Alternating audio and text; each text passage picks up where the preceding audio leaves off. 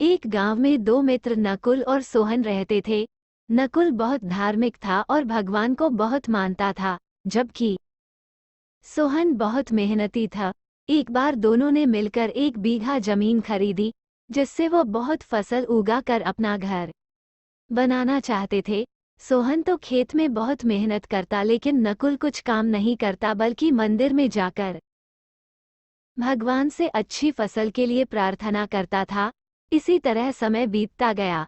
कुछ समय बाद खेत की फसल पककर तैयार हो गई, जिसको दोनों ने बाजार ले जाकर बेच दिया और उनको अच्छा पैसा मिला। घर आकर सोहन ने नकुल को कहा कि इस धन का ज्यादा हिस्सा मुझे मिलेगा, क्योंकि मैंने खेत में ज्यादा मेहनत की है। ये बात सुनकर नकुल बोला, नहीं, धन का तुमसे ज्यादा हिस्सा मुझे मिलना चाहिए, क्योंकि मैंने भगवान से इसकी प्रार्थना की, तभी हमको अच्छी फसल हुई। भगवान के बिना कुछ संभव नहीं है।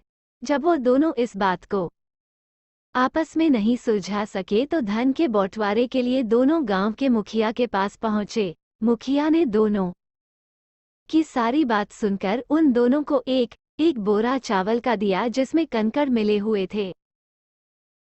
मुखिया ने कहा कि कल सुबह तक तुम दोनों को इसमें से चावल और कंकड़ अलग करके लाने हैं, तब मैं निर्णय करूंगा कि इस धन का ज्यादा हिस्सा किसको मिलना चाहिए। दोनों चावल की बोरी लेकर अपने घर चले गए। सोहन ने रात भर जागकर चावल और कंकड़ को अलग किया, लेकिन नकुल चावल की बोरी को लेकर मंदिर में गया और भगवान से चावल में से कंकड़ अलग करने की प्रार्थना की। अगले दिन सुबह सोहन जितने चावल और कंकड़ अलग कर सका, उसको ले जाकर मुखिया के पास गया, जिसे देखकर मुखिया खुश हुआ। नकुल वैसी की वैसी बोरी को ले जाकर मुखिया के पास गया। मुखिया ने नकुल को कहा कि दिखाओ तुमने कितने चावल साफ किए हैं। नकुल ने कहा कि मुझे भगवान पर पूरा भरोसा है कि सारे चावल साफ हो गए होंगे।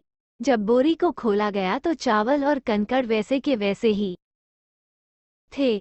जमींदार ने नकुल को कहा कि भगवान भी तभी सहायता करते हैं जब तुम मेहनत करते हो। जमींदार ने धन का ज्यादा हिस्सा सोहन को दिया। इसके बाद नकुल भी सोहन की तरह खेत में मेहनत करने लगा और अब की बार उनकी फसल पहले से भी अच्छी हुई। सीख: इस कहानी से हमें ये सीख मिलती है कि हमें कभी भी भगवान के भरोसे नहीं बैठना चाहिए। हमें सफलता प्राप्त करने के लिए मेहनत करनी चाहिए।